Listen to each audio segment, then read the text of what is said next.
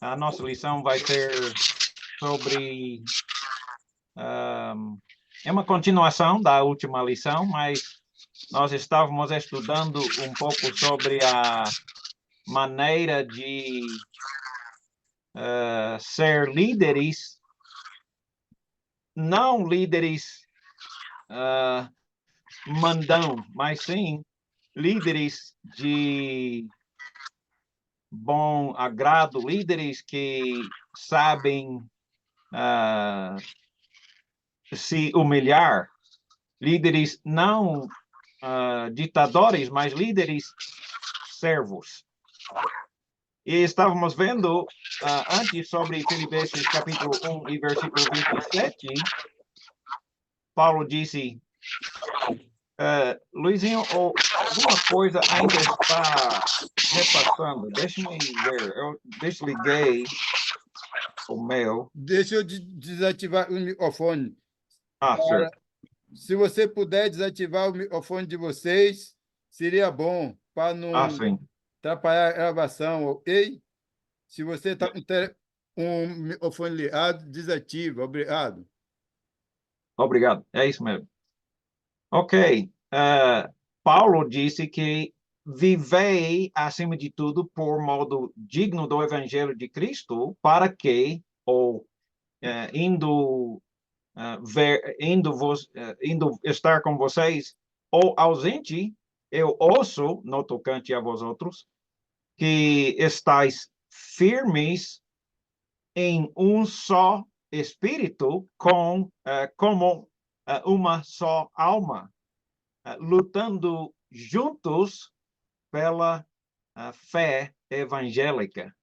Então, Paulo estava falando sobre esta unidade, e é o tema talvez mais principal da nossa reunião, unidade das igrejas de Cristo, unidade não apenas em Moçambique, principalmente, né, a situação em Moçambique, para sermos unidos, mas como estamos vendo, já temos alguns brasileiros junto, não sei se ainda temos angolanos, mas graças a Deus que nós temos vários irmãos, também tem aquele irmão de Guiné-Bissau, que estava participando.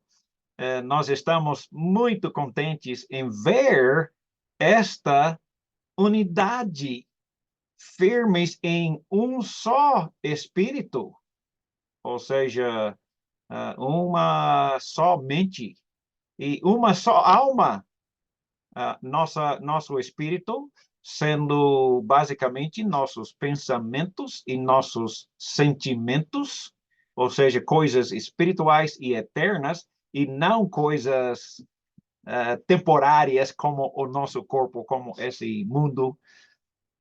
Uma alma, nós estamos unidos em nosso corpo espiritual. Eu penso que nossa alma é o corpo onde mora nosso espírito, e nosso corpo e espírito e alma estão juntos agora, né? Estamos lutando juntos pela fé evangélica, mas estamos falando sobre liderança, sabendo que a liderança pode ser um dos principais problemas de desunião, não é? Aí o apóstolo Paulo começa a explicar sobre esta união, unidade, que é necessário se humilhar para ter unidade. Não é possível ter unidade sem ter humildade. Então, ele continua, né, falando, ele falava alguns versículos antes sobre essa união, agora só estamos aqui vendo o contexto, mas agora vamos continuar logo no capítulo 2, se há, pois, alguma exortação em Cristo, se há alguma consolação de amor, né? Se tiver alguma coisa para consolar,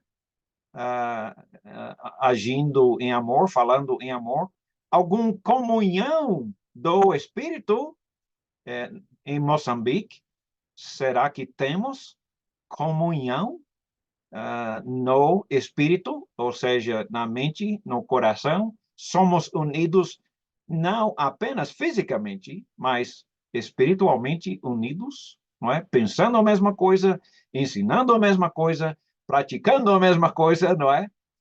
Então, se há entranhados afetos, sabe? Quando eu vejo a minha netinha de 1 ano, Cecília, eu quero correr para ela e abraçar e beijar ela, né? Temos este tipo de atração uns pelos outros na Igreja de Cristo ou não temos, não é?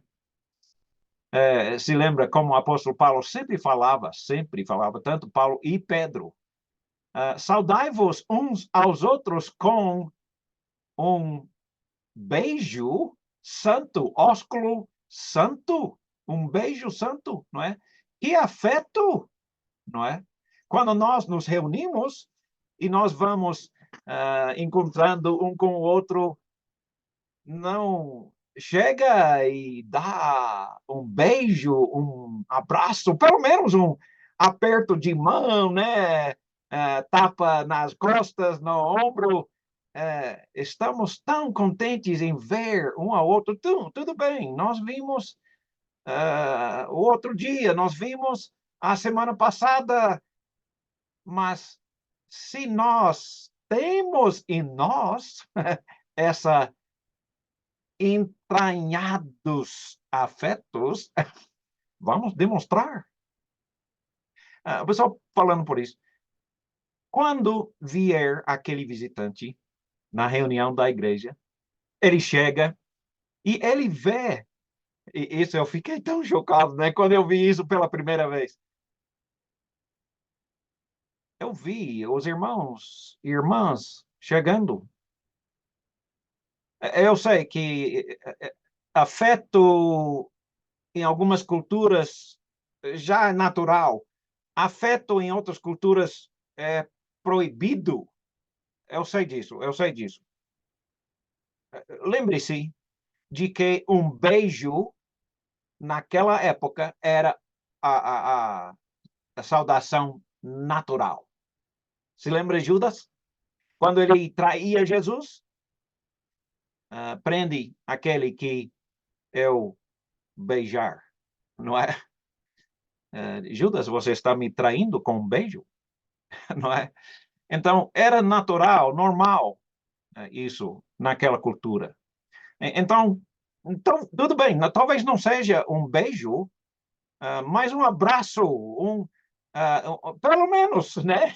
Um aperto de mão, né? Uma tapa no ombro e palavras boas, bonitas. E quando o visitante vir isso, ele vai sentir o quê? Vai pensar o quê?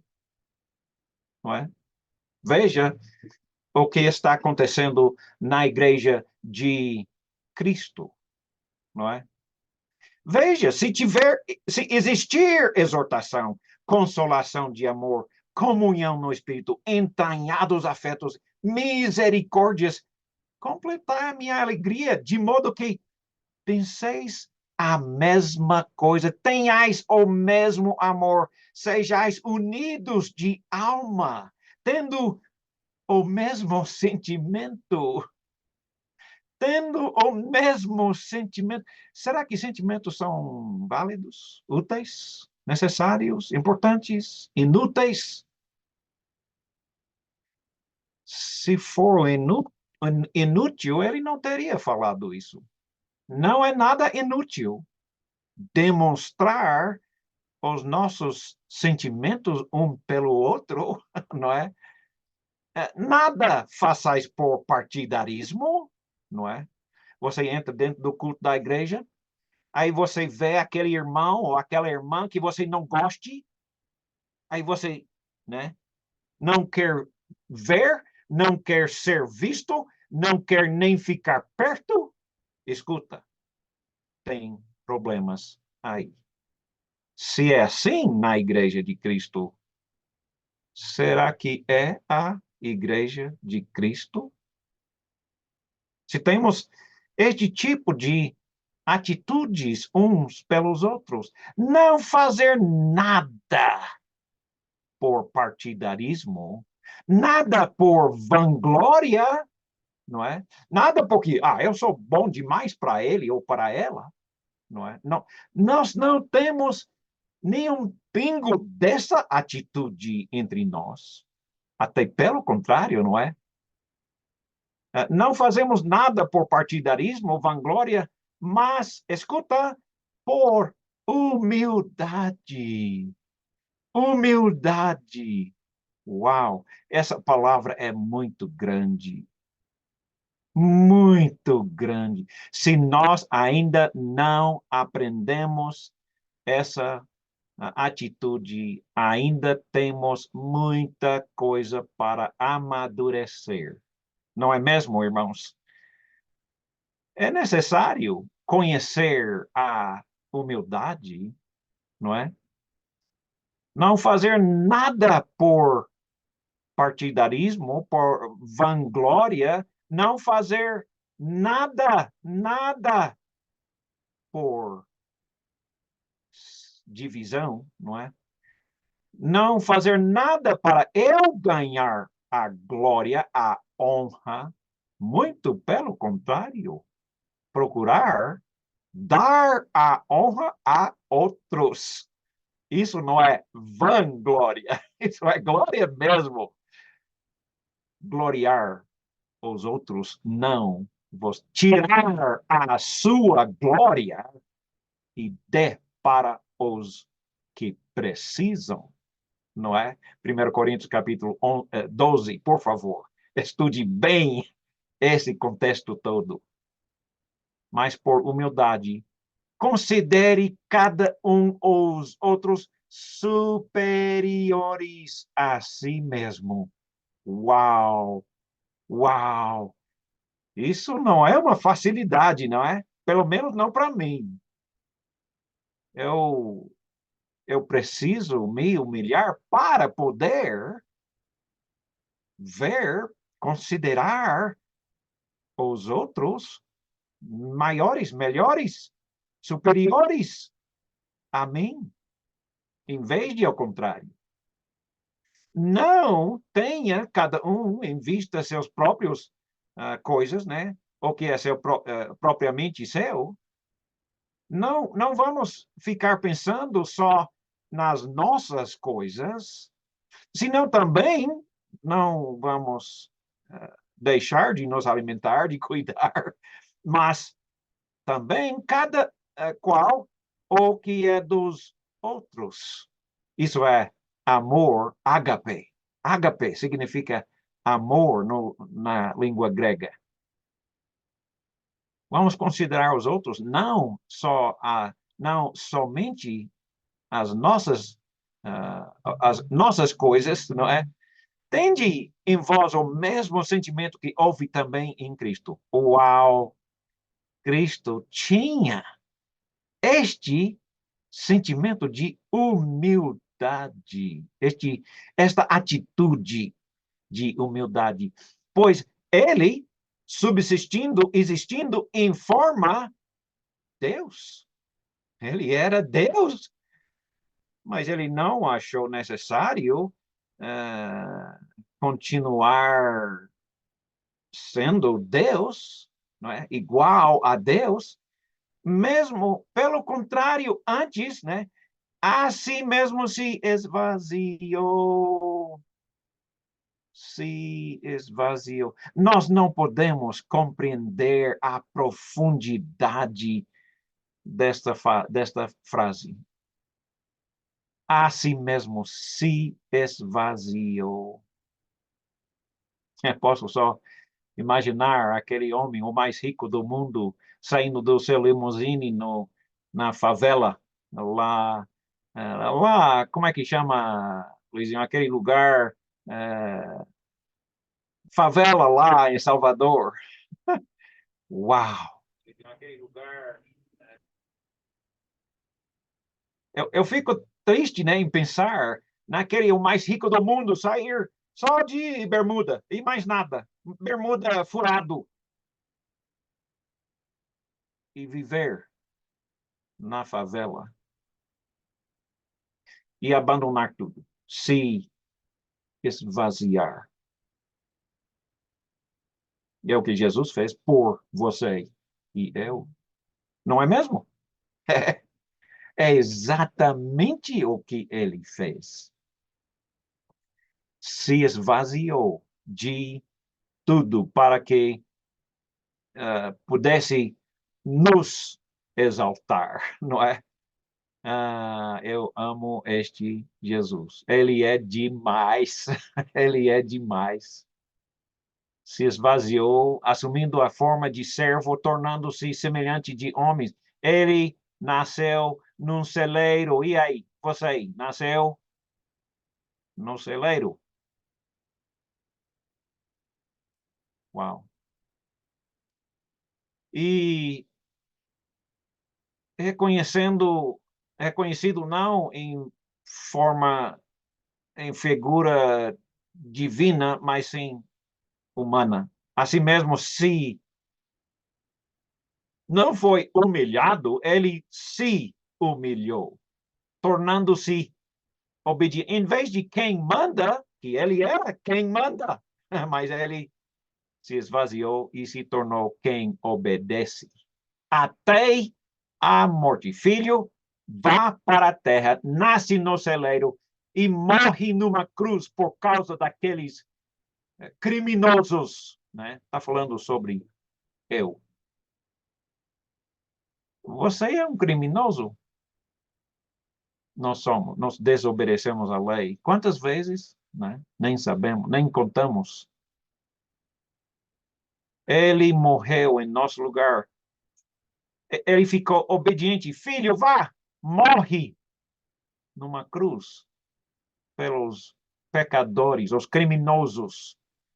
Pelo que também Deus o exaltou sobremaneira e lhe deu o nome que está acima de todo nome, para que ao nome de Jesus se dobre todo o joelho no céu, na terra, debaixo da terra, e toda língua confesse: Jesus Cristo é Senhor. Senhor, curioso, na língua grega, Yahweh, na língua hebraica. Jesus Cristo é Yahweh, é Senhor para a glória, não dele, para a glória do Pai. Ele se humilhou para a glória do Pai. Será que nós podemos fazer isso? Nos humilhar a esse tanto? Nem podemos imaginar esse tanto de humilhação. Não podemos nem imaginar. Agora, quando nós nos humilhamos, qual é o resultado? Qual é o efeito de nos humilhar? Qual é o resultado de uma criança nascer com um pai que está sempre ocupado demais para cuidar das crianças, e as crianças vêm para pedir alguma coisa, para brincar, para ser, como é que chama? Ser, ter a atenção positivo do pai. Ele profundamente deseja atenção profundo do seu pai, atenção positivo, não é? Ele faria de tudo para conseguir atenção positivo do seu pai. Mas ele não consegue. Ele só consegue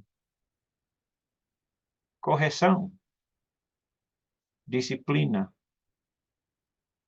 castigo do pai.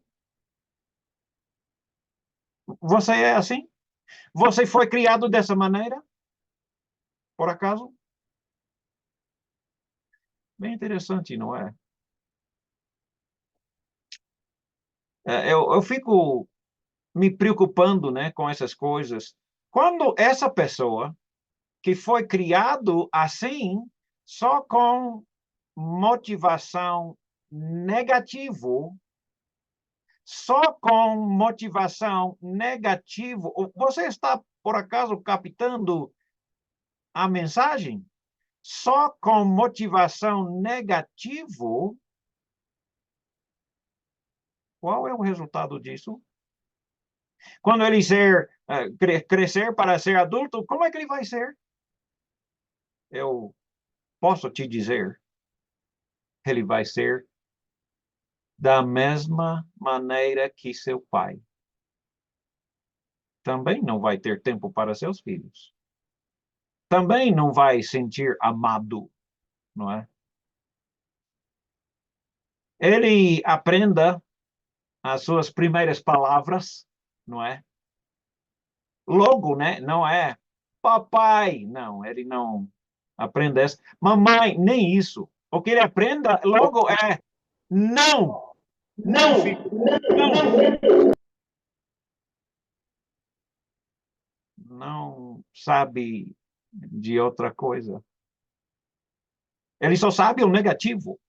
Ele nunca aprendeu do papai nem da mamãe ou a motivação positiva, não é?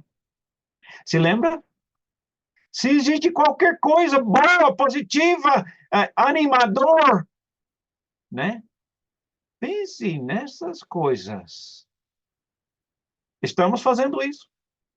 Estamos mantendo controle das nossas mentes para pensar nestas coisas ou não?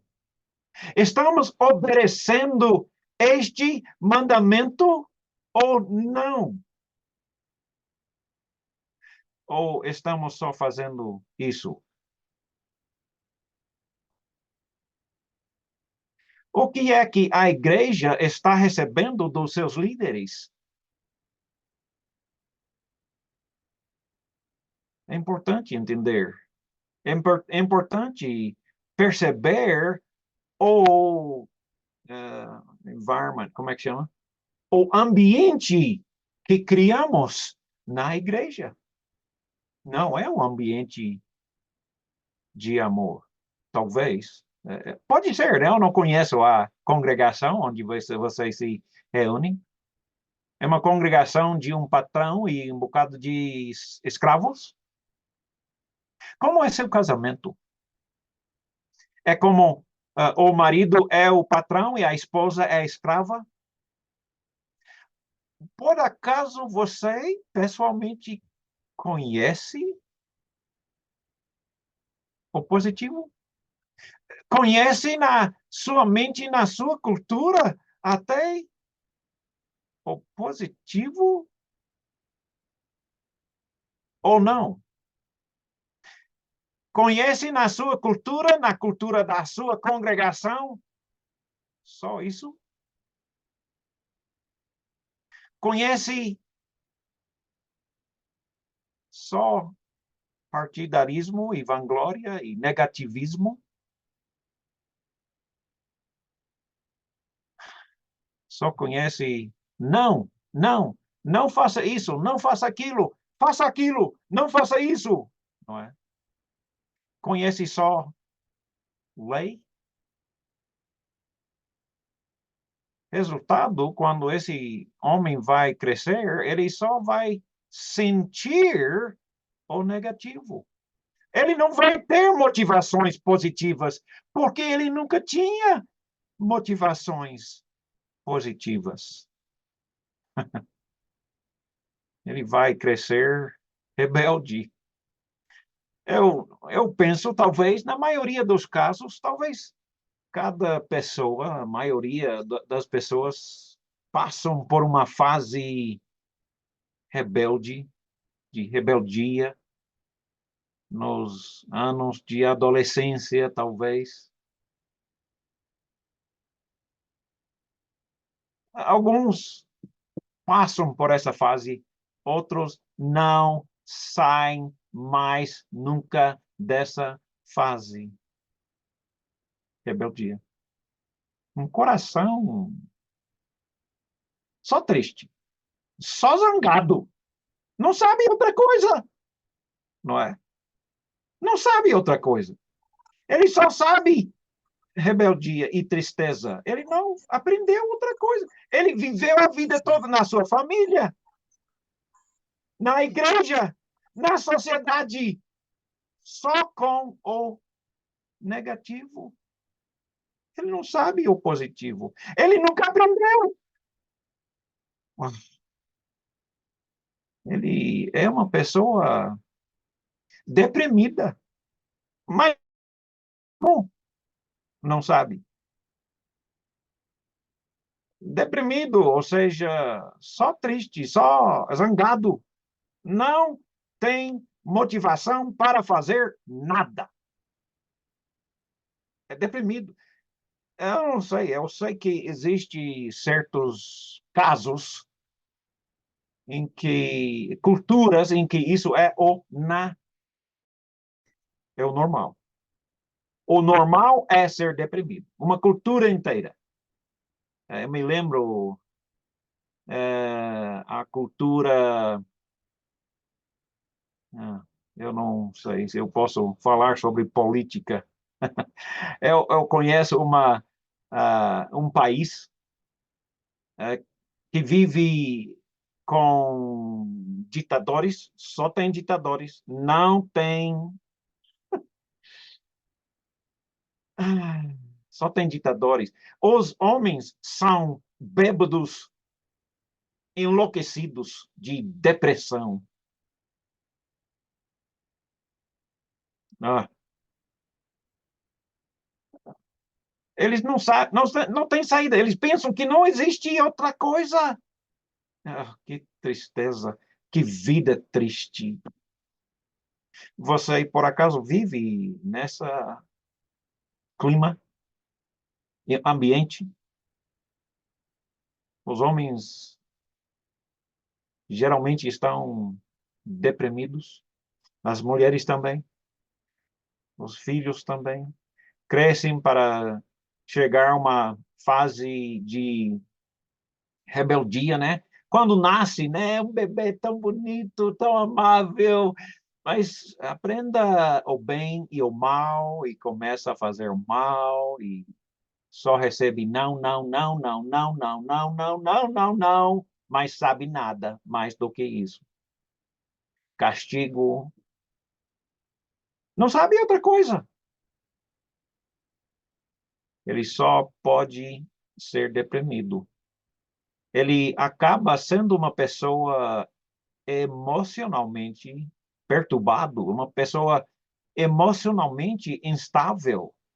Às vezes, uma explosão de ira, ou às vezes, um período de tristeza profunda.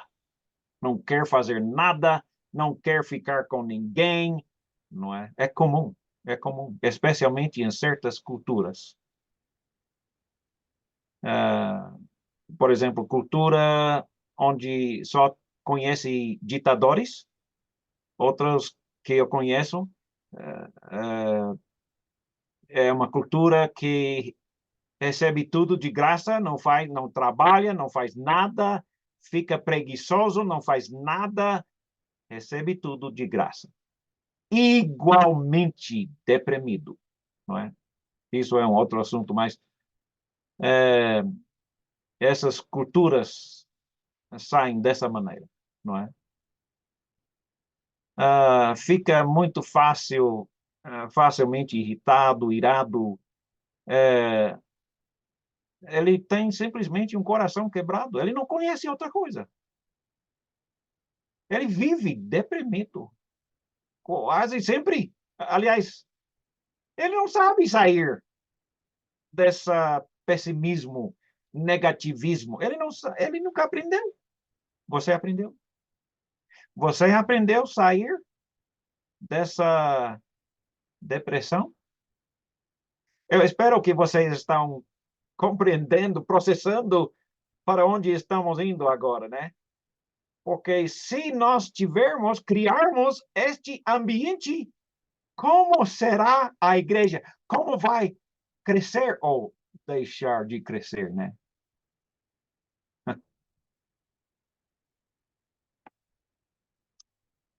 Uau!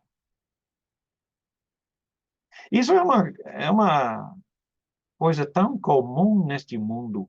Este mundo é péssimo, é um lugar tão preto, tão escuro, só nas trevas.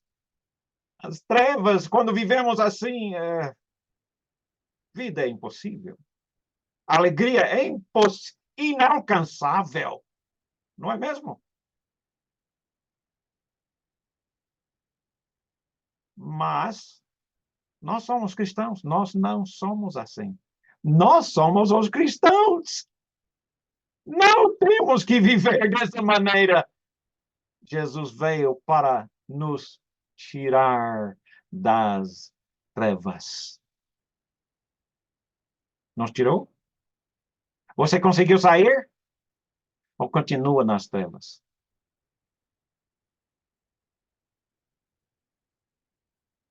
Conhecemos as exigências do episcopado, presbíteros, bispos, pastores bíblicos. Como é mesmo essa ideia de ser um episcopado? Veja um pouco aqui. Fiel é a palavra, se alguém aspira ao episcopado, o que significa episcopado? Supervisor. Um episcopado é o supervisor. Ele vai na frente, não é? Ou ele super não é o correto na realidade. Super significa em cima, e é em cima. Não é bem. Nós colocamos outro significado, super, ou seja, superior. Não é superior. Não é essa palavra. Ele, literalmente, ele vai na frente, não é? Ele é super, ele vai mais adiante, não é? Ele é ativo, é, progressivo, ele vai na frente, ele vai ativo, não é? Ele vai, a visão ele fica de cima olhando o rebanho, não é? Então, é uma excelente obra que ele almeja, é uma obra, é uma obra, é uma obra. Não é uma posição alto. Eu sei que os tradutores muitas vezes preferem usar palavras erradas para nos confundir, porque eles não querem perder sua posição, sua glória, sua honra, seu poder. Por isso, em vez de traduzir a palavra, eles colocam a palavra grega, não é? O episcopado, para eles não serem condenados, não é? Eles colocam a palavra grega para ninguém os condenar. Para eles poderem dizer que eles são superiores, e não são, simplesmente. Excelente obra, não é uma posição, é uma obra. É uma excelente obra que ele almeja.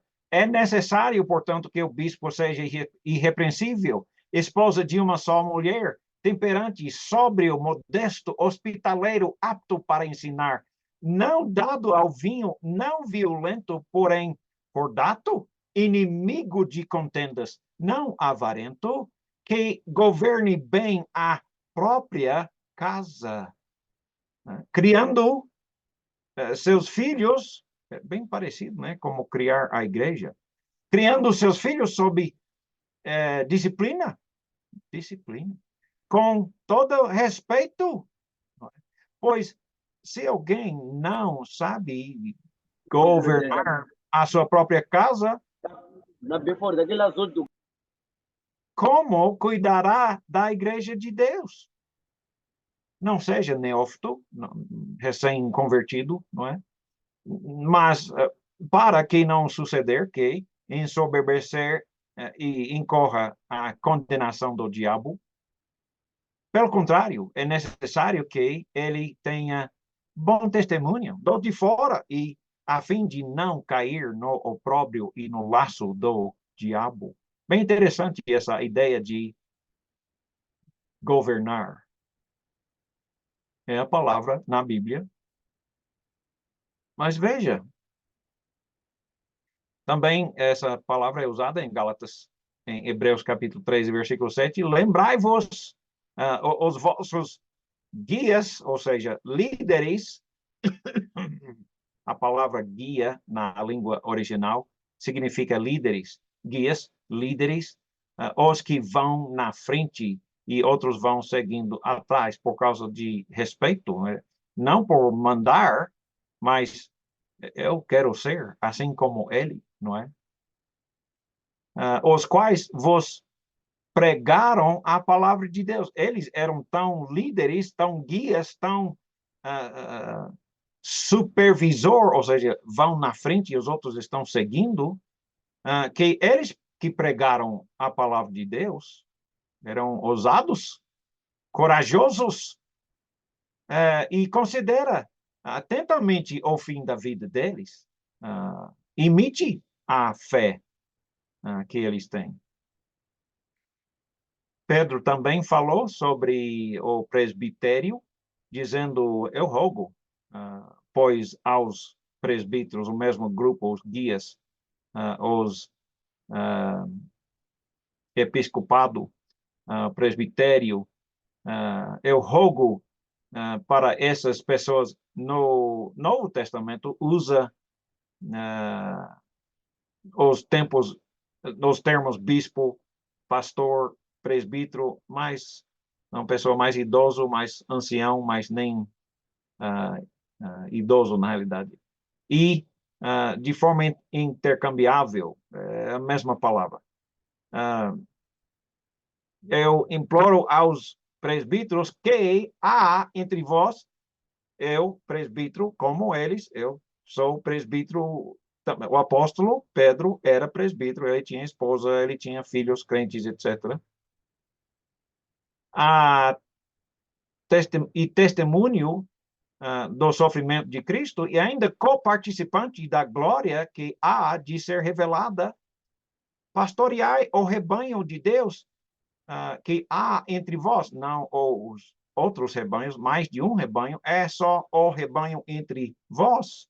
Não por constrangimento, não faça porque tem que fazer, faça espontaneamente, como Deus quer. Deus não quer que você faça por obrigação, Deus não quer que você faça por obrigação, você ouviu?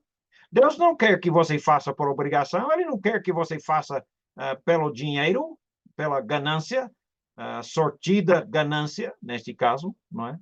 Mas de boa vontade. Deus quer que você serve de boa vontade. Nem como dominadores dos que vos foram confiados, foram confiados. Você tem um trabalho, confiados na sua mão, os irmãos da igreja, para você cuidar. Antes, tornando-vos modelos do rebanho. Antes, tornando-se modelos do rebanho. Segue essas pessoas. Segue estes modelos. Ora, logo que o supremo pastor, supremo presbítero, guia, se manifestar, recebereis a inacessível coroa da vida. Então, nós não fazemos nosso trabalho, não servimos a Deus por isso, não por isso, não por isso, mas por... Aqui ele está falando, considerando as motivações dos líderes. não por dinheiro, não por obrigação, não é? Mas espontaneamente. Ele quer que nós consideremos atentamente essas pessoas e imitar eles. Pergunta: vamos eleger um rei. Não um presidente, um rei. O rei perfeito. Como é o rei perfeito?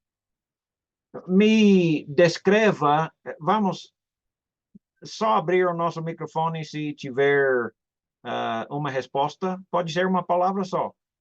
Qual é a descrição do rei perfeito que vamos eleger para nosso país?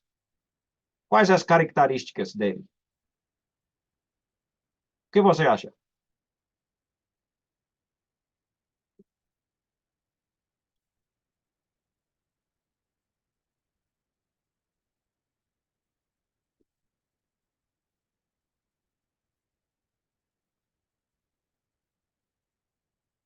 Como é É, o...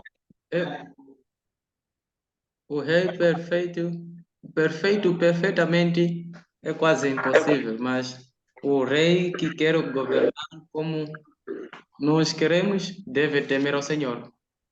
Ok? Esse rei deve temer ao Senhor. Esmeraldo, E que, professor, do meu lado, tem que ser um rei que deve estar apto para servir. amém? Então, um rei que está apto para servir, acredito que esse é que pode se tornar, tentar chegar à perfeição. Ok? Ele deve ser um modelo, não é? Bom, obrigado, é isso mesmo. O que mais?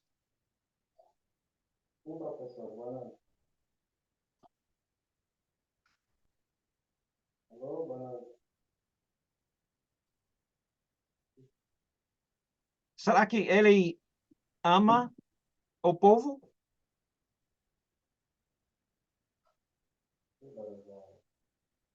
Será que ele tem regras, leis?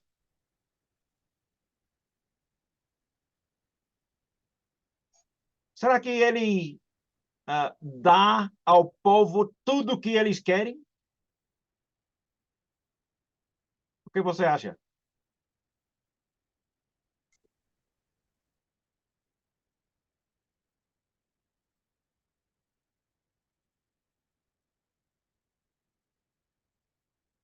Na minha opinião, pode falar. Não, professor, eu acho que o rei não pode dar tudo que as pessoas querem, mas pode, talvez, em outras partes, instruir as pessoas para chegarem ao que elas desejam. Instruir.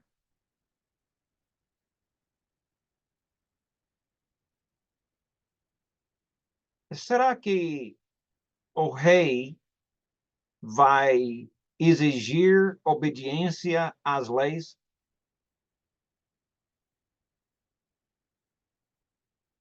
Será que o rei vai punir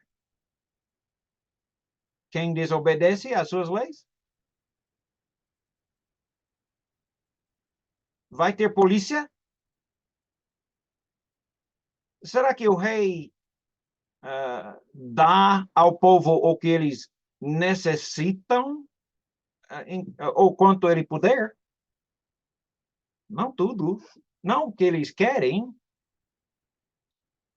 mas vai fazer o possível para ajudar com o que eles necessitam, não é? Pense um pouco comigo sobre este rei perfeito. Como ele é? Como deve ser o presbítero da igreja? Né? Já pensou? Então, uma criança que cresce e só sabe o negativo, só é disciplinado, corrigido, castigado, ele vai ser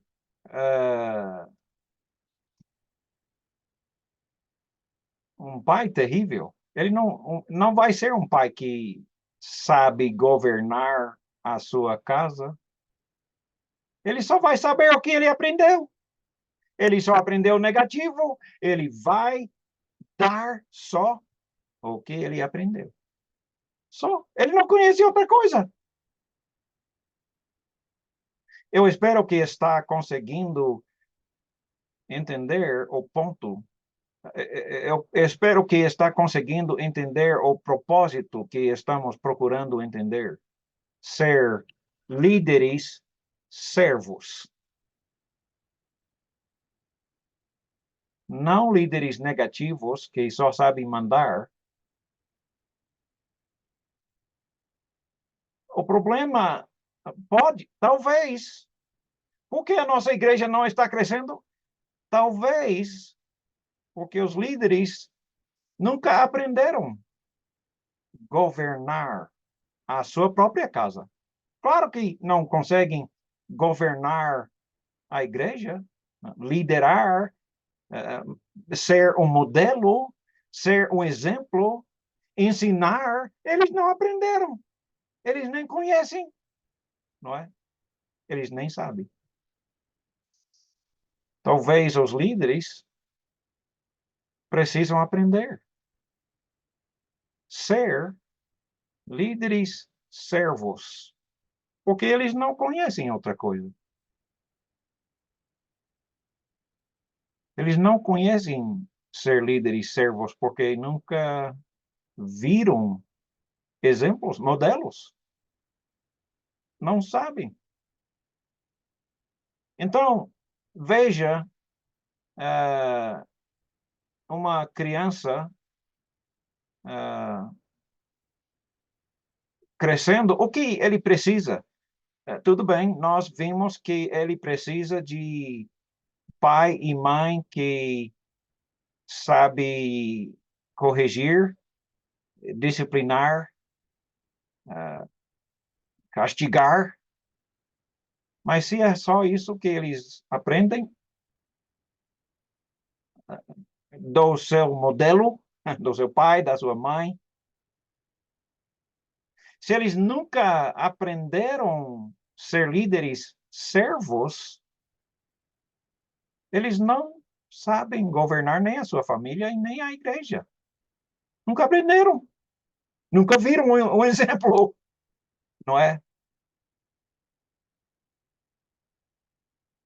O que é que crianças precisam, além de mandões?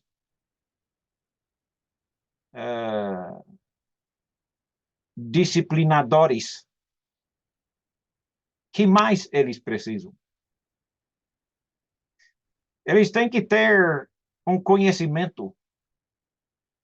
Se a igreja não tem um conhecimento da palavra de Deus, escuta, eles não podem crescer. Eles nunca vão amadurecer além do tem que fazer. Porque é mandamento. Para eu quero fazer. Porque ele me ama. Se nós não aprendemos isso na igreja, junto com a lei, estamos torcendo as mentes e corações das pessoas e não amadurecendo. É necessário conhecer a verdade, saber, não apenas ter uma noção. Eu acho que é assim, mas saber a verdade, né? Saber que é amado. Eu fui criado acreditando que eu não fui amado. Eu não aprendi isso em casa. Eu não sei o que é, eu não sabia nada sobre entranhados afetos. Muito pelo contrário. Eu não sabia. Meu pai, talvez, assim como o seu, só sabia dizer não. Só sabia mandar, corrigir, disciplinar.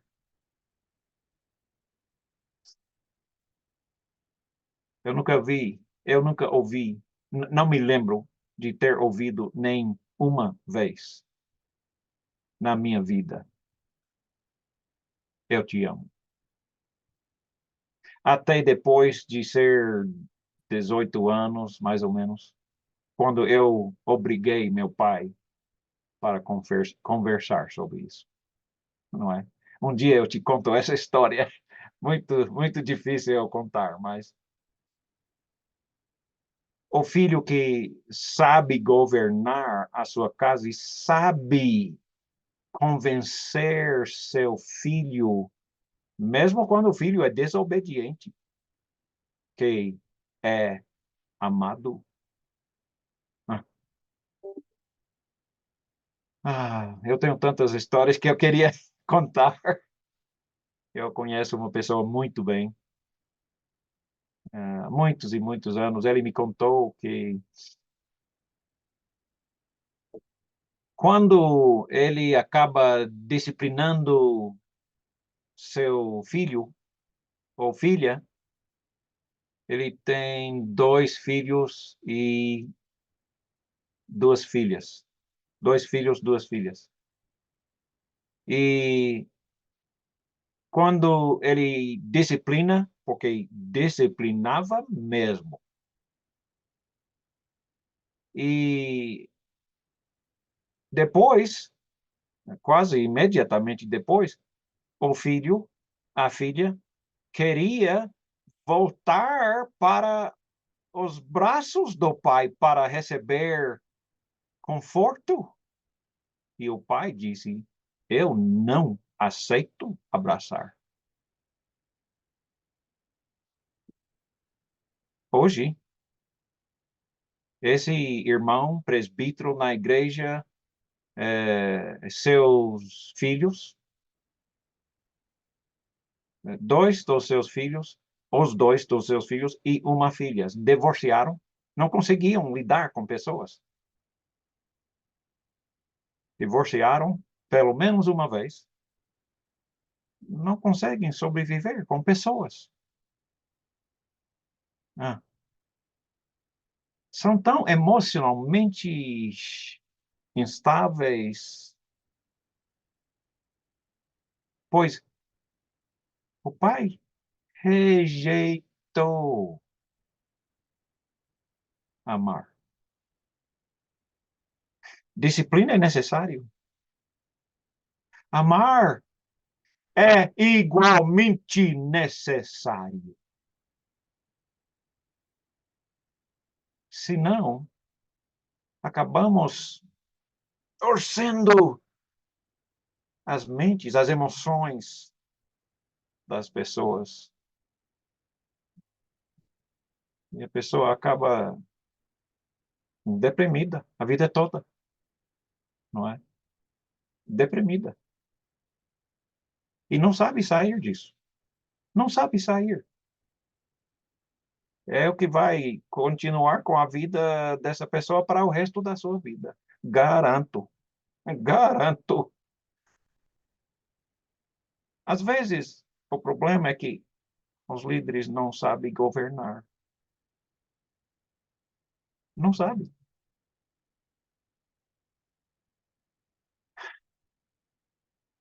Os filhos, os filhos se sentem inseguros, completamente inseguros. Pensam que não podem fazer nada, que são odiados, rejeitados. Só conseguem pensar nisso. A sua mente foi criado para sentir abandonado, desprezado. Não sabe sentir amado. Nunca foi amado. Não sabe mostrar isso para outros, não é? É necessário elogiar publicamente seus filhos. É necessário! Não é? Eu não sei se você tem lido, estudado 1 Coríntios capítulo 12 recentemente, mas eu imploro, por favor, faça. Pois todos precisam disso. Aqui, em 1 Coríntios capítulo 12, fala exatamente que se você não está elogiando aqueles que não recebem nenhum elogio, nenhum glória, nenhuma honra, você está fazendo o quê mesmo? Não é?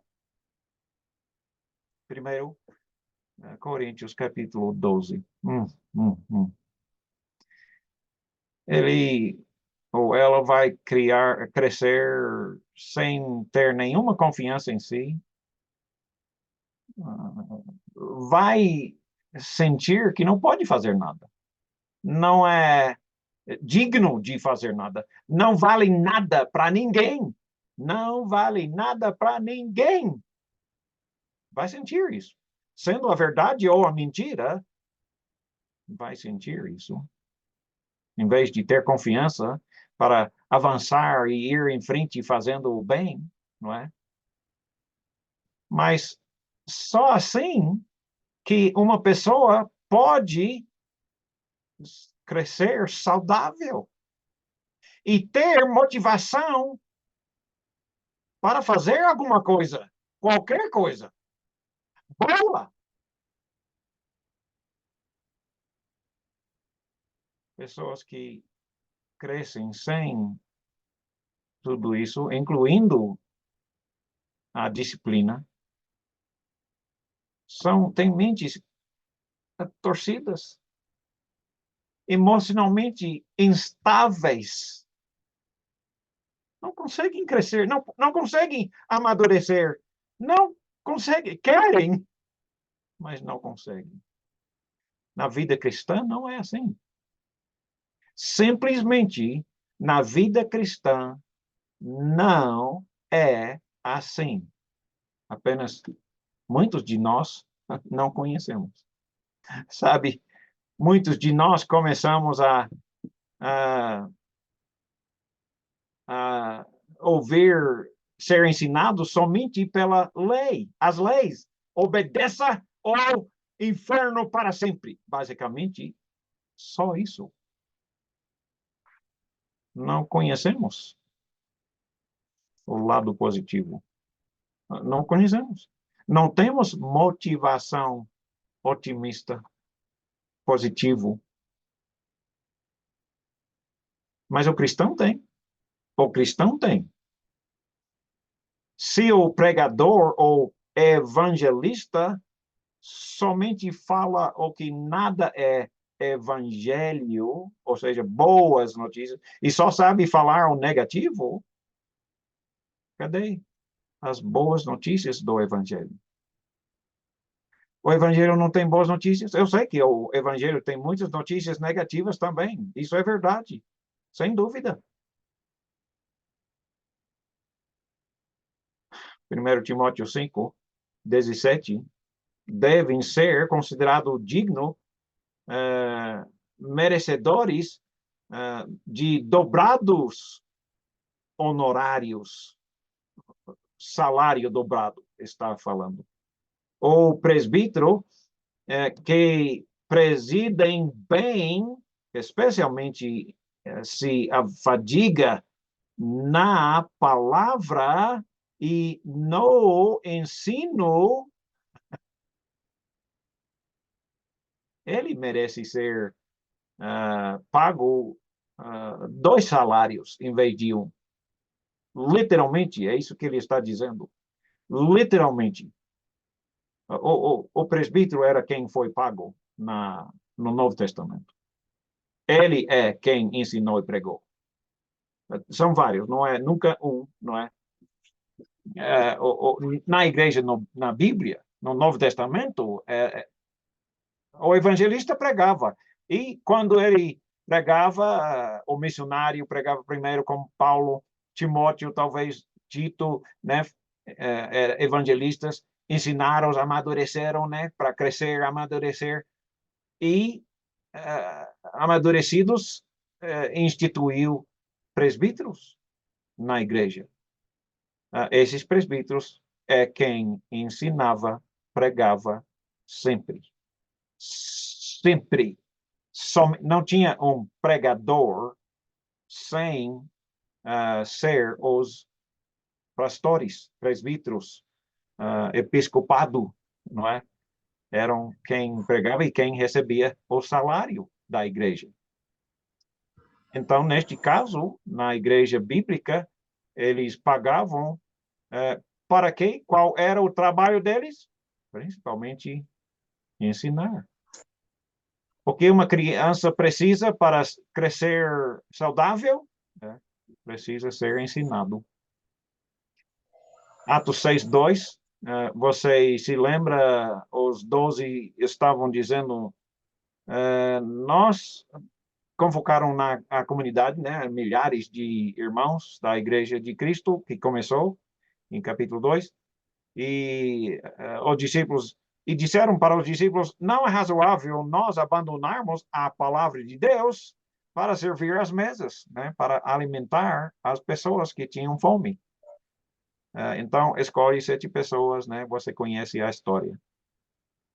Ou seja, o trabalho principal da reunião da igreja é ensinar, ensinar, pregar, ensinar, sempre, sempre, sempre, não é? Como é o que temos que fazer como pais.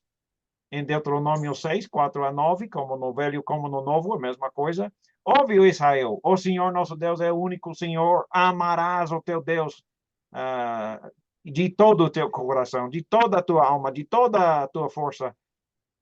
Estas palavras que hoje te ordeno estarão no teu coração. Já ouviu tantas vezes, já está na mente, mas não só na mente, mas colocou na mente tanto, agora está no coração, nos sentimentos, não apenas na mente.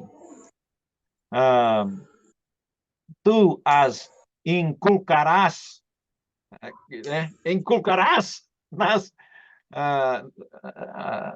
teus filhos, e delas falarás assentado na tua casa, andando pelo caminho, deitado, quando você se deitar, quando você levantar, também atarás como sinal na tua mão, te serão por frontal entre os olhos, né? Para sempre estar na frente dos nossos olhos a palavra de Deus, ensinando constantemente aos nossos filhos.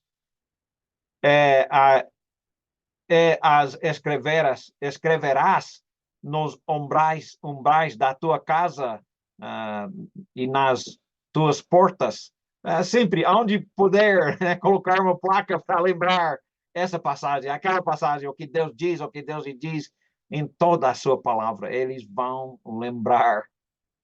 Uau! 1 Coríntios capítulo 14, 26 diz que nós não devemos fazer nada na igreja, na reunião da igreja, senão o que for bom para edificação. Tudo tem que ser feito para edificação. E para entender o que significa esta edificação, não é? No contexto de 1 Coríntios 14, né, versículo 28, diz que se está falando, tem que falar não em outras línguas que ninguém pode entender, mas, pelo contrário, fala para edificar. Se não estiver falando para uma pessoa entender e ser edificada, então fique calado na igreja, não é? Se mais de uma pessoa está falando ao mesmo tempo, fique calado, né, para uma só pessoa falar e edificar a igreja. Se não edifica na reunião da igreja, cale-se, cale a boca, não é? Deixe falar quem está edificando. O que significa edificar?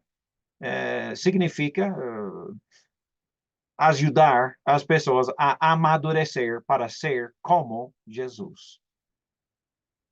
Nós não somos mais meninos, não vamos ser mais meninos. Ou Deus deu à igreja presente. Jesus deu à igreja apóstolos e profetas, evangelistas, pastores e mestres.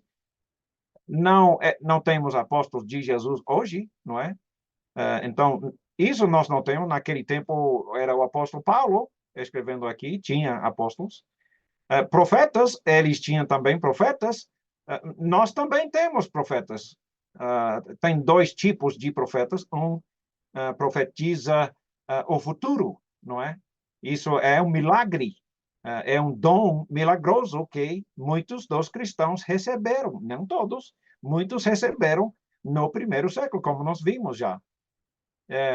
Mas o outro significado da palavra profeta é uma porta-voz, quem fala no lugar de Deus. Eu abri a minha Bíblia, estou lendo, né? Eu tenho aberto aqui a Bíblia para Efésios 4 e estamos lendo a palavra de Deus. Então, nós estamos profetizando nesse sentido, não milagrosamente, mas mesmo assim estamos falando as palavras de Deus. Outros são evangelistas. O que significa este evangelistas? Evangelistas, no sentido prático, sim, literalmente, a palavra significa falar boas notícias, não é? Mas na prática, veja, Tito e Timóteo, que nós conhecemos, dois evangelistas, Barnabé, muitos eram evangelistas naquele tempo, mas vamos usar Timóteo e Tito como exemplos, porque temos mais conhecimento sobre esses dois. Então, estamos vendo esses dois evangelistas foram enviados depois do missionário que iniciou aquela congregação, mas eram muito imaturos, não é? Por isso, Timóteo e Tito foram mandados para Éfeso e para Creta para ajudar as igrejas naquelas duas cidades a amadurecer e instalar presbíteros, ou seja, pastores mestres, os pastores que ensinam, não é? Os pastores que ensinam.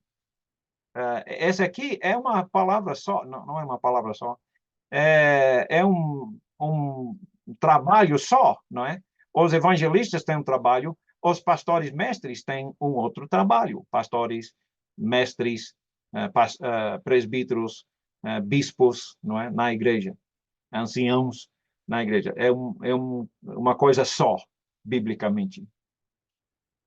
Com vistas ao aperfeiçoamento. Aperfeiçoamento, ou seja, amadurecimento é a mesma palavra na língua grega. Aperfeiçoar, amadurecer, mesma palavra. Aperfeiçoamento, amadurecimento dos santos, para que eles podem todos ser unidos na fé, para eles todos serem conhecendo completamente o Filho de Deus, não é? Para perfeita varonilidade, ou seja, não mais como crianças, não é? Ou seja, um homem, um varão, não uma criança. À medida, a estatura da plenitude de Cristo, ou seja, edificar significa ajudar as pessoas a serem como Cristo, não é? Perfeitamente como Cristo. Essa é a palavra edificação. Para eles não serem mais como meninos, agitados de um lado para o outro, com cada doutrina que vem, né? Isso só traz divisão, né? Quem não tem as capacidades de amadurecer, como é que ele pode governar a casa de Deus? Não pode, não é? Não pode. Porque não conheceu, não tem conhecimento suficiente para fazer isso, não é? Eles recebem todo tipo de engano de enganadores e eles acreditam. Eles não têm como explicar outra coisa, não é? O presbítero sabe muito bem como contar a verdade quando outras pessoas estão contando as mentiras, não é? Mas então, como vamos ser líderes servos? Segundo a verdade em amor, cresçamos até a maturidade de Cristo. Cresçamos em amor, cresçamos em tudo naquilo que é a cabeça, Cristo. Todo o corpo está fazendo a sua parte. Isso é o que faz a igreja crescer, o próprio aumento, a própria edificação, crescimento, amadurecimento em amor. Essa coisa de motivação é tão importantíssimo. É verdade. É necessário crescer e ter tem que fazer, tem que obedecer a Deus até amadurecer para ser. Eu não obedeço por obrigação, mas obedeço porque eu quero obedecer. Eu quero obedecer. Eu estou fazendo não porque eu sou obrigado a fazer, mas sim porque é isso que eu quero. Eu não quero outra coisa. Eu quero ser maduro, né? Eu quero ser como Cristo. Eu quero amar. Deus nos ajuda a crescer e ser maduros na frente da igreja, amando e disciplinando. Os dois são igualmente necessários. Nós lembramos no Velho Testamento como o dízimo era exigido, na realidade era muito mais do que 10%, no fim, né, era muito mais do que 10%. Mas no Novo Testamento, Deus quer que tipo de oferta? Ele quer uma oferta de amor, ele quer uma oferta espontânea, não forçado, não é? Ele quer que demos porque queremos dar, não é mesmo? É assim que Deus quer. Em vez de vamos dizer, o pregador fazer tudo, a pregação, fazer tudo, ele devia, ao contrário, confiar os trabalhos aos irmãos, distribuindo poder, distribuindo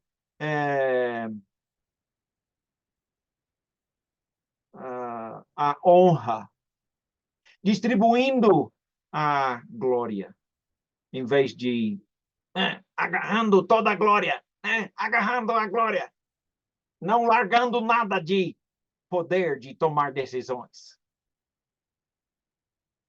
Ele devia se humilhar e dar a outros. Alguns querem fazer tudo, porque fazendo tudo, então eles recebem toda a glória, toda a honra.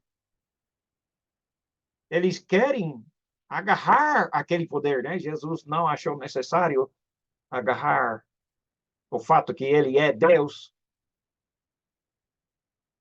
se esvaziou.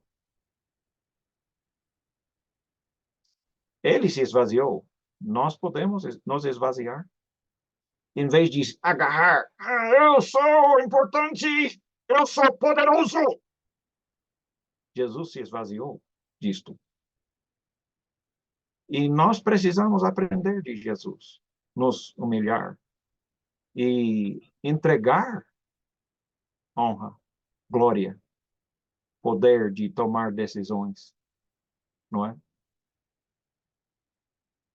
É uma vergonha quando alguns fazem todo o trabalho para ganhar toda a glória e toda a honra e todo o poder de tomar as decisões. Isso é uma vergonha. É o contrário do que Jesus fez e do que Jesus nos manda fazer. Em vez de fazer tudo que você mesmo, só você mesmo fazendo, faz o contrário. Entrega controle para outros. Entrega poder de tomar as decisões para outros. Não é? Em vez de fazer tudo para assumir toda a glória e honra, vamos compartilhar esta honra e glória. É o que 1 Coríntios 12 diz, não é? Vamos, em vez de nós honrar, vamos honrar os outros. Como é que as pessoas vão sentir útil se não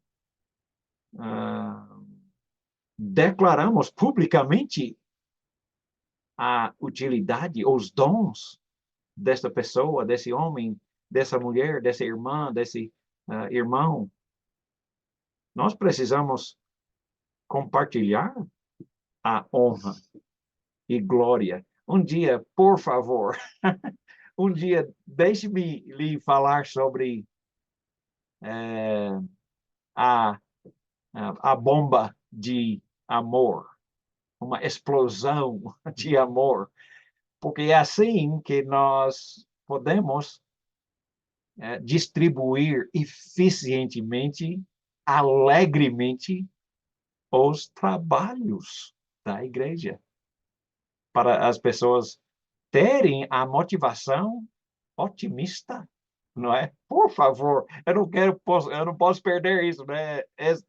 Você vai gostar muito quando ouvir sobre essa bomba de amor, explosão de amor. Se lembra em Atos capítulo 6, né? Os apóstolos disseram, vamos escolher 7 homens para, né, comprar essa comida, mandar preparar, eles mesmos preparando a comida, distribuindo a comida entre os irmãos, as irmãs. E fizeram exatamente isso, não é? Impuseram as mãos e mandaram, vá fazer isso. Distribuindo o poder, o dinheiro, né? Dando o dinheiro, confiando esse dinheiro para eles, para né? Compra arroz e milho e vamos comer alguma coisa, não é? Os apóstolos compartilharam este poder e honra e glória. Em Efésios capítulo 4, como nós acabamos de ler, nós vimos a mesma coisa, né? Jesus deu à igreja apóstolos e evangelistas e pastores e profetas e pastores mestres para amadurecer a igreja. E versículos 15 e 16 diz que cada membro da igreja tem o seu dom, os seus dons. Um é bom em pregar, outro é bom em ensinar, outro é bom em reger os cânticos, outro é bom em... Né, cada um tem os seus dons. Eu me lembro, a nossa irmã, Dona Santana. Dona Santana, eu amo ela, né? Ela é uma serva da igreja. Sempre foi, né? Ela é uma serva da igreja. Ela sempre foi muito bom em preparar a comida. Ela adorava fazer isso, né? Ela fez porque quis. Aí nós tivemos aquela bomba de amor e todos estavam elogiando ela, dizendo, uau, ela faz tão bem nessas coisas, tal, que como ela faz, né? Como eles fizeram a Dorcas. Você lembra Dorcas que faleceu? E ela, todo mundo vindo e mostrando a roupa bonita que ela tinha fabricada e tal. Fizemos isso com a Dona Santana, ela foi entregue esse trabalho de preparar a comida. Muitas vezes tivemos uma refeição junto com a reunião da igreja. Aliás, isso é o bíblico. Eu te garanto que a igreja no Novo Testamento, todos os domingos, fazia uma refeição juntos. Todos os domingos. Eu garanto. Se quiser saber mais, eu quero te dar mais. Mas é isso mesmo. Então, as irmãs tinham muito trabalho para fazer e temos que falar bem prático como é a melhor maneira de fazer isso, mas é edificante demais a confraternização que vem com essa refeição juntos. A igreja lá em Belém do Pará começou. Eu ajudei no início lá e eu falei, a igreja no Novo Testamento sempre fazia uma refeição juntos. Eu não sei se ainda faz, mas pelo menos estava fazendo naquele tempo que eu estava lá. E eles continuam crescendo. Que ambiente bonito, bonito, bonito. A igreja lá em Itinga, eu amo tanto aquela igreja. É uma igreja ideal. Eu gosto demais. Eles comem juntos muito também. E o prédio deles, eles mesmos compraram, construíram, né? Eu dou graças a Deus por esses irmãos e irmãs. Então, todos estão fazendo a sua parte, um cozinhando, um limpando, né? Cada membro da igreja tem a sua parte para fazer o trabalho, né? Esses versículos 15 e 16, cada parte faz a sua parte, né? Cada irmão, cada irmã faz a sua parte para que o trabalho de Deus seja bem feito, bem feito. E a igreja cresce, não é? De acordo com os dons, é que eles faziam as coisas, como vimos em versículo 16, ele diz, dele, todo o corpo ajustado, unido pelo auxílio de todas as juntas, né? Todo membro do corpo, cada pedacinho, cada dedo do pé, né? Cada um tem o seu trabalho. Assim, com cada parte fazendo a sua parte, assim, somente assim, cresce. Cresce. Edifique-se. Como a igreja cresce? Cada um fazendo a sua parte. Cada um. Não estamos deixando ninguém fora, não é? Cada um está fazendo a sua parte de acordo com os dons de cada um. O Espírito nos deu. Eu não estou falando sobre os dons milagrosos. Eu estou falando sobre os dons naturais, não é? Cada um de nós temos dons para que Deus confiou em nossas mãos. Eu sei que estou falando um pouco complicado, talvez, capturar a mensagem, mas eu espero que consegue compreender o que estou tentando explicar. Você pode pôr em palavras o que você está ouvindo? Eu quero te ouvir. Ou talvez você tenha uma pergunta. Eu não vou começar essa próxima fase do nosso estudo. Muito, muito, muito bom. É, é, eu só vou te dar uma, como é que chama? Uma piscada só para ver. Veja essa foto. Aí você consegue pensar, por que a igreja não está crescendo? Por que a igreja... Por que ninguém quer fazer nada, não é? Então, mais uma piscada para ver. Agora eu estou entendendo. como a igreja deve estar crescendo, não é? Cuidado, porque se nós colocamos em ação as coisas que estamos aprendendo, a igreja de Cristo vai crescer. Não crescer de acordo com... porque nós temos a maior banda e nós pulamos muito e nossa igreja tem mais fogo, não é, do que a outra igreja. Não. Nós crescemos somente seguindo a palavra de Deus. Nada mais, nada menos. Estamos deixando a Bíblia falar. Só. Não estamos querendo pôr em prática o que o povo quer, estamos querendo praticar o que Deus quer e manda, não é? Perguntas. Abre somente seu microfone se vai falar. Se não, peço que deixe fechado. Pode falar, à vontade. Só lembrando que você está no Facebook e também pode participar fazendo sua pergunta. Basta digitar aí e o professor vai estar respondendo. Mais uma vez, boa noite, professor Timóteo. Sim, como vai? Eu estou muito bem, graças a Deus. E eu não tenho uma pergunta.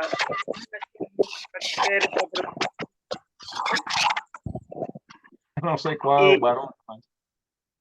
Quero agradecer por tudo que estamos a ter, porque eu percebi agora que realmente a igreja não cresce porque nós não aplicamos aquilo que nós aprendemos. Muito claramente, eu estou seguro de que realmente se nós deixarmos o ódio, deixarmos o orgulho, Amém. deixarmos tudo que Amém. deixar a Bíblia falar, a igreja vai crescer. Amém. Amém, irmão. Amém. É isso mesmo. Portas, ele não anda. Quem fez as portas somos nós. Se nós abrirmos essa porta e deixar as coisas acontecer, a igreja vai crescer. Muito obrigado, professor. Graças a Deus. É a palavra dele, não é a minha. Obrigado, irmão. Armando. Sim, bem, eu também gostaria de agradecer pelo fato de o irmão ter nos ensinado muito. E assim também eu fiquei muito satisfeito na parte que a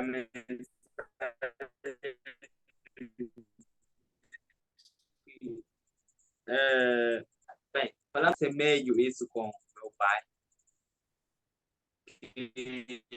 E, na verdade, ele tem educado segundo as escrituras bíblicas.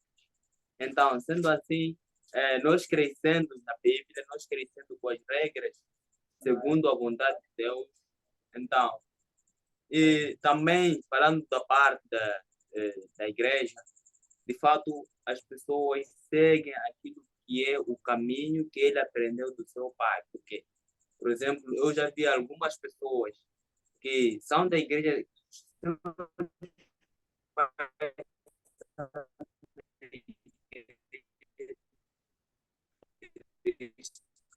mas eles ainda vão do caminho de Deus. Porque os pais me alegrou ouvir essa parte, porque é uma coisa também que predomina dentro da nossa família.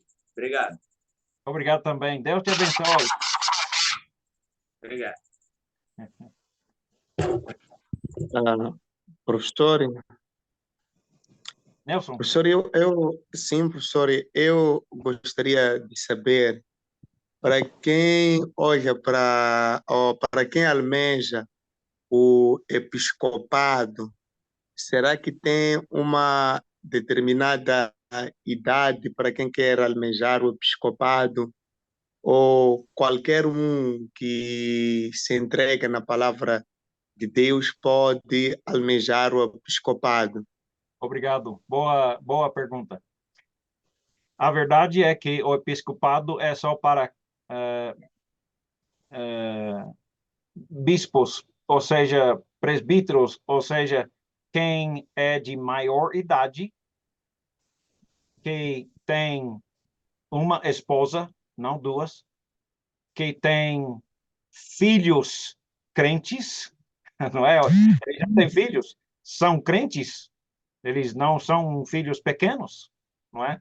São um pouco mais crescidos já para poder tomar a decisão de crer ou não crer, né? Eles são filhos obedientes e respeitáveis, né? Então, se não tiver essas qualificações, não devem ser presbíteros ou pastores. Às vezes nós usamos essa palavra pastor completamente fora do uso bíblico, não é? Porque um pastor é somente quem cumpre as qualificações de um pastor. Mas muitos de nós ainda pregamos, né? Ensinamos como devemos. Estamos fazendo isso. Não usamos o nome pastor para essas pessoas, pois não é isso, mas todos nós devemos estar profetizando, ou seja, falando a palavra de Deus para outras pessoas, não é? Inclusive, na Escola Bíblica Mundial, nós temos centenas, literalmente milhares de irmãos e irmãs ensinando a palavra de Deus através de os cursos da Escola Bíblica Mundial. Pedimos sempre os irmãos e pelo menos tantos irmãs, porque há muitas mulheres que querem aprender a palavra de Deus e é melhor sempre pedir para as irmãs ensinar as mulheres e não os homens, não é mesmo? Eu espero que respondi a sua pergunta. Sim, professor, ficou claro. E, professor, quanto a nós que almejamos, eu vou falar de eu almejo muito mais o episcopado, não sei porquê. E vamos supor, professor, que os dias que Deus me deu aqui na Terra não cheguem aos 60 anos. Então, aí praticamente, ou se alguém almeja o episcopado, a idade tem que ser até aos 60 anos, 50 anos. E se lá a pessoa não chega, talvez tendo a vontade de querer que isso aconteça, e é pecado para aquele que, talvez por vários motivos, eu estou numa zona de expansão, professor, então com a Igreja do Cristo, com o irmão Jordito, então praticamente está bem distante, e aqui o único vocabulário que as pessoas têm para distinguir uma pessoa que tem instruído a eles a palavra de Deus, eles chamam do pastor. Tenho dois irmãos que eu tenho me encontrado com eles, até eu tenho dito a eles que vamos nos chamar de irmãos, mas até então torna-se difícil para eles para me chamarem de irmão por causa da cultura que nós temos tido por aqui. E já isso, professor, é pecado? Eu sei, eu entendo. Existem muitas palavras mal usadas em nossa cultura. A palavra milagre, né? A palavra pastor é muito mal usado, é errado. Mas eu não quero criar caso com os visitantes, com as pessoas que estão buscando. Eles estão procurando, eles não sabem. Eu falo sempre que eu posso lembrar, por favor, não me chama de professor, de mestre, de missionário, né? Eu sou um irmão. Me chama de Tim, de Timo, de Timóteo, me chama de... Mas a maioria não querem aceitar isso. O brasileiro, eu trabalho junto com um irmão jovem, Daniel, ele não conseguem deixar de me chamar de o senhor, não é? Em vez de Timóteo ou Tim, não é? Ele acha uma desonra. Então, eu não quero criar caso. Eu já falei com ele muitas vezes sobre isso, não é? Nós somos cooperadores, colaboradores, irmãos, não é? Mateus capítulo 23, versículo 8 e todos vós sois irmãos, não é? Que ele fala. Então, quando Jesus fala isso, a verdade é que ele era mestre. Jesus deu à igreja mestres, pastores mestres. Ele disse, são mestres, mas não chama de mestre? É exatamente isso. Então, essa é que é uma dificuldade. Nós vamos continuar nos humilhando para não receber essas palavras, mas não vamos criar caso, deixar pessoas se sentirem mal, porque apenas queremos nos humilhar para ser como Jesus. Ele é Deus. O que devemos chamar ele? Você ou o Senhor? Não é? Como é que vamos nos referir a ele? Então, vamos sempre procurar, mas não criar um grande caso para deixar pessoas ofendidas, né? Mas tentar nos humilhar com graça. Que tal? Muito obrigado, professor. Muito obrigado. Mais alguma pergunta? Pensando mais especificamente sobre o assunto que estamos falando, Armando? Salvador, Pode falar. eu tenho uma observação a respeito do que o irmão aí estava frisando. Na verdade, a única coisa que nós temos que fazer é não levarmos o orgulho para nós.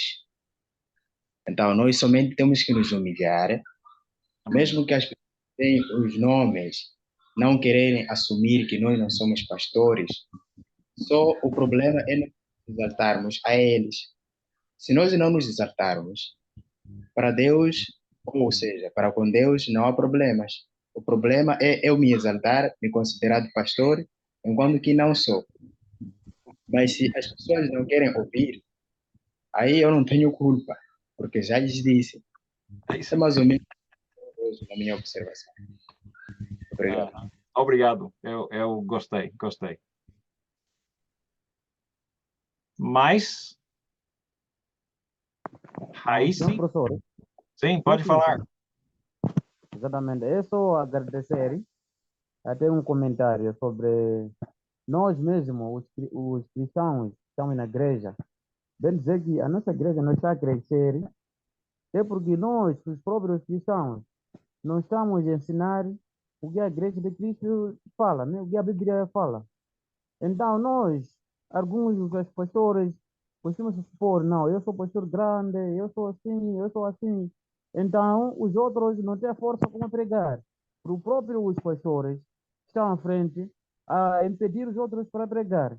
Então, isso pedir que nós temos de unir para a nossa igreja crescer, Amém. para a nossa igreja crescer aqui em Moçambique. Não é assim aqui em Moçambique, mas assim em todo o país. Amém. É isso mesmo. Eu queria ter um comentário sobre isso. Amém. Gostei. É verdade. As pessoas ao nosso redor vão perceber se somos unidos ou divididos. Se estamos criando na reunião da igreja um ambiente atraente, ou até, né, o contrário, né, que expulsa as pessoas, não queremos, porque podemos ter esse ambiente saudável para crescer e todo mundo vai querer fazer parte, todo mundo, garanto, todos vão querer fazer parte, não é? Jesus disse, não podemos evitar. Vamos fazer o seguinte, eu vou fazer um pedido para vocês. A maioria de vocês ensinam, pregam, e eu peço, essas lições que estamos aprendendo, tanto Deixa a Bíblia Falar, como essas outras lições, por favor, compartilhar essas lições com toda a igreja, todos precisam entender essas coisas. Eu estou implorando, por favor, ajude a igreja toda a entender essas coisas, vai ser muito importante para todos eles, né? Eu tenho certeza. Por isso, eu vou fazer o seguinte, eu vou colocar as anotações dessa lição lá, como eu fiz ontem naquele outro estudo, para você poder compartilhar. Ponha no seu celular e vá, ensina direto do seu celular, não é? Pega a sua Bíblia e seu celular com as anotações, aí vai, ensinando, não é? Eu espero que foi útil e edificante para todos. Por favor, compartilhe essas coisas com as suas congregações. Obrigado. Obrigado.